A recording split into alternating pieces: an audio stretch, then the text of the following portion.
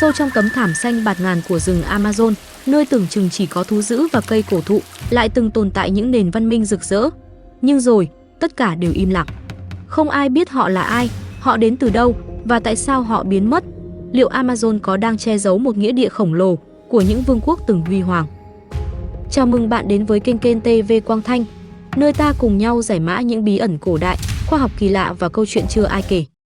Tồn tại từ năm 500 đến 1400 sau công nguyên, xã hội Kasarabi đã xây dựng các thành phố phức tạp với kim tự tháp đất, hào nước và hệ thống đường giao thông liên kết.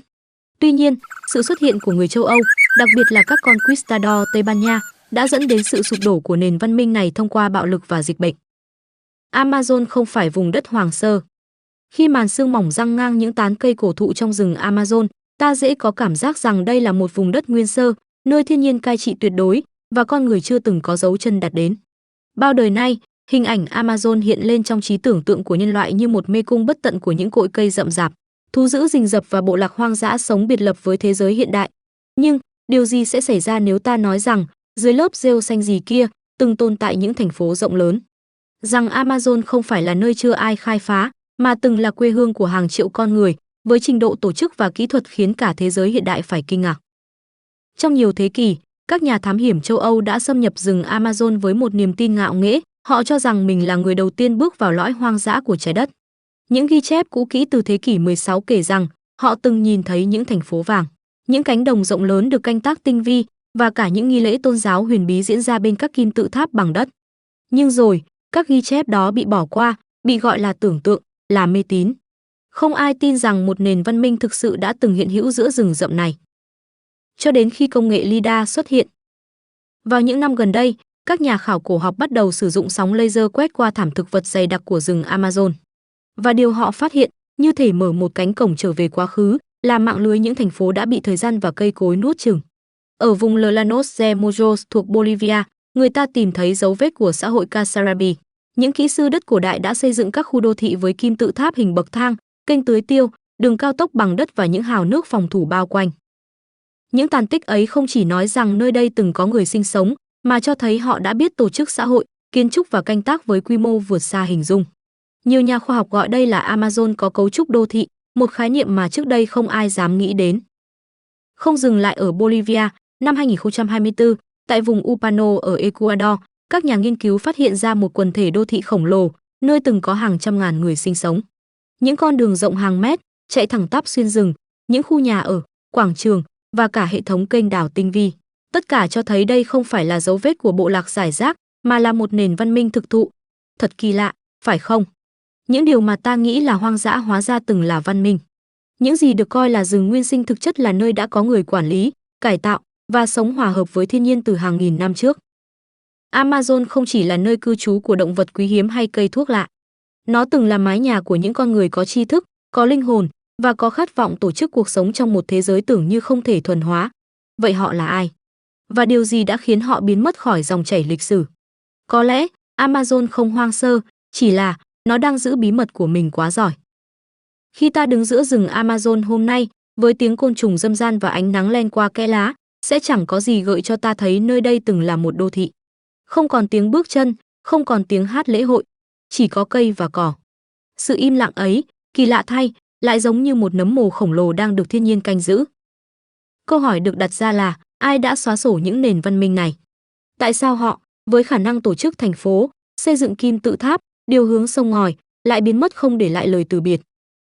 Nhiều giả thuyết từng được đưa ra, từ thiên tai, dịch bệnh, đến sự sụp đổ nội tại. Nhưng rồi, khi ta lần dở lại lịch sử Nam Mỹ vào thế kỷ 16, một manh mối khủng khiếp dần hiện ra. Năm 1542, một đoàn thám hiểm người Tây Ban Nha do Francisco de Orellana dẫn đầu đã đi dọc sông Amazon lần đầu tiên trong lịch sử.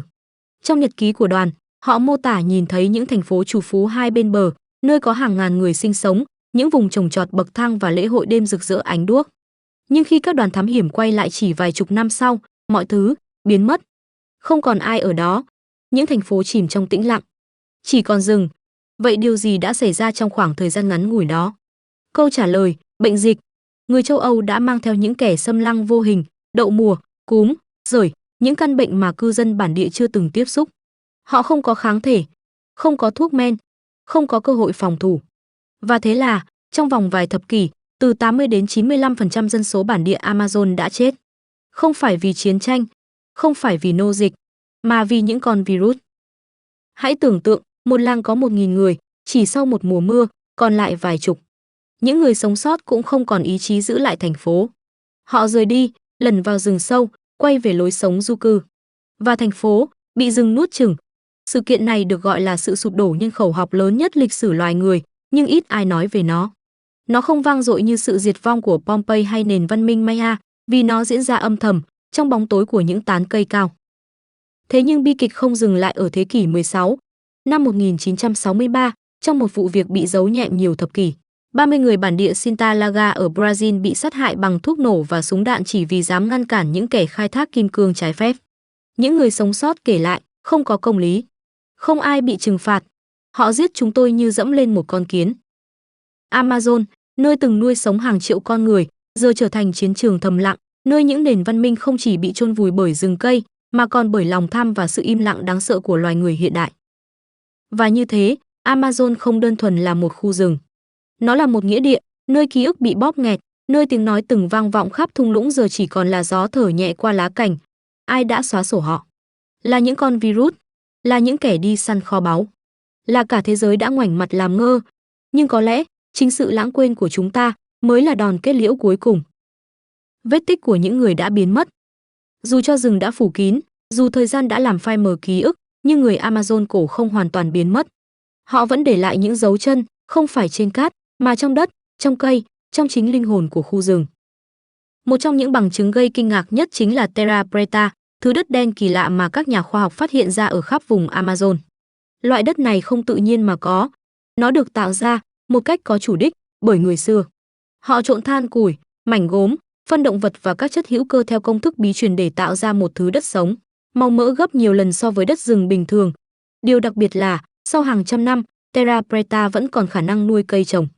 Nó giống như một lời thì thầm từ quá khứ, rằng những con người ấy không hề hoang dã. Họ là những nhà nông học tài ba, hiểu rừng không phải để chinh phục, mà để cùng tồn tại. Không chỉ có đất, cây rừng cũng là một dấu vết. Theo một nghiên cứu được công bố trên tạp chí Science, hơn 1/3 số cây trong rừng Amazon là kết quả của trồng trọt cổ xưa.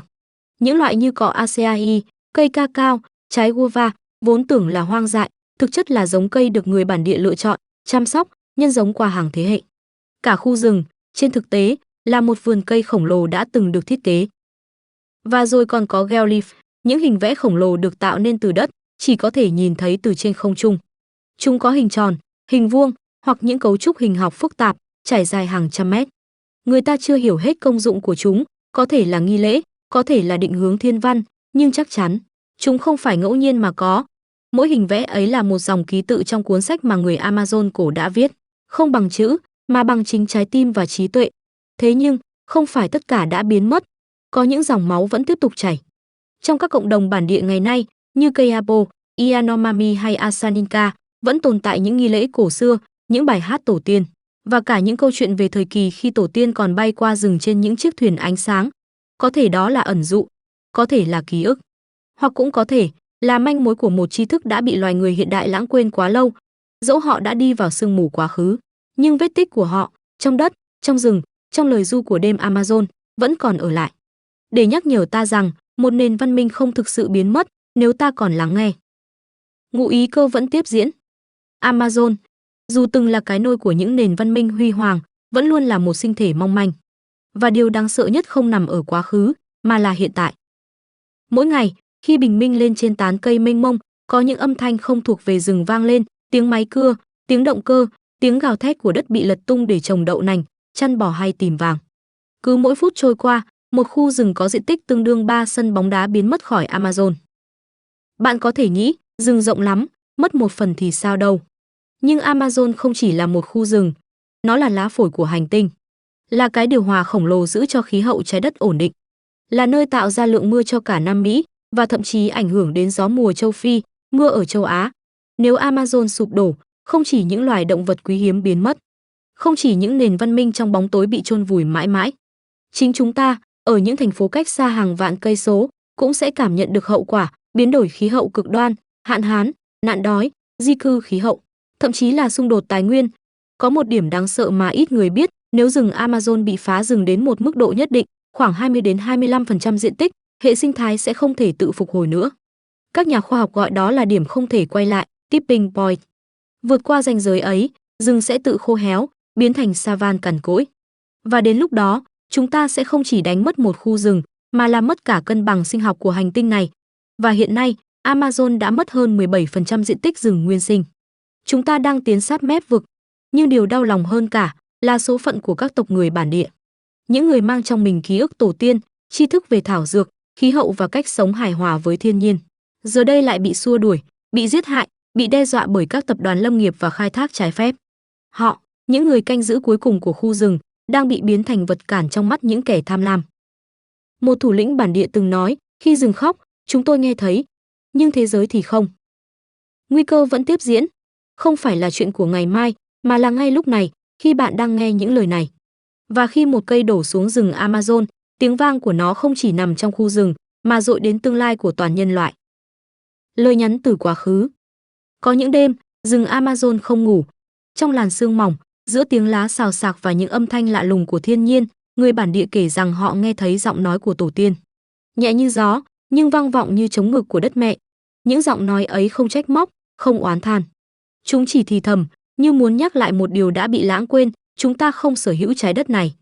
Chúng ta chỉ đi ngang qua. Amazon không đơn thuần là rừng. Nó là thư viện sinh học vĩ đại, là bản đồ của ký ức loài người, nơi từng có những thành phố lớn hơn cả London thời Trung Cổ, nơi những người chưa từng viết chữ nhưng lại biết cách đọc được nhịp thở của thiên nhiên. Ngày nay, thế giới hiện đại tự hào về công nghệ, về AI, về tàu vũ trụ, nhưng lại quên mất cách nghe tiếng côn trùng, hiểu ngôn ngữ của sông, hay sống mà không làm tổn thương mảnh đất mình đứng lên. Amazon đang nhắn gửi một lời cuối cùng. Không phải bằng văn bản, mà bằng những vùng đất đang khô cạn, những cánh rừng bị thiêu trụi, và ánh mắt buồn của một đứa trẻ bản địa không còn quê hương. Nếu bạn cảm thấy xúc động, hãy nhớ rằng không cần trở thành nhà khoa học hay chính trị gia để cứu lấy Amazon. Chúng ta chỉ cần nhìn lại cách mình sống, hiểu được giá trị của thiên nhiên và kể lại câu chuyện này cho thật nhiều người khác. Vì có thể, lời thì thầm từ quá khứ ấy chính là cơ hội cuối cùng để ta chuộc lại tương lai. Nếu rừng biết nói, liệu nó sẽ tha thứ cho chúng ta? Câu hỏi ấy vẫn còn lơ lửng giữa những tán cây, chờ một lời hồi đáp, từ tôi, từ bạn, từ tất cả chúng ta. Amazon chưa bao giờ là hoang sơ.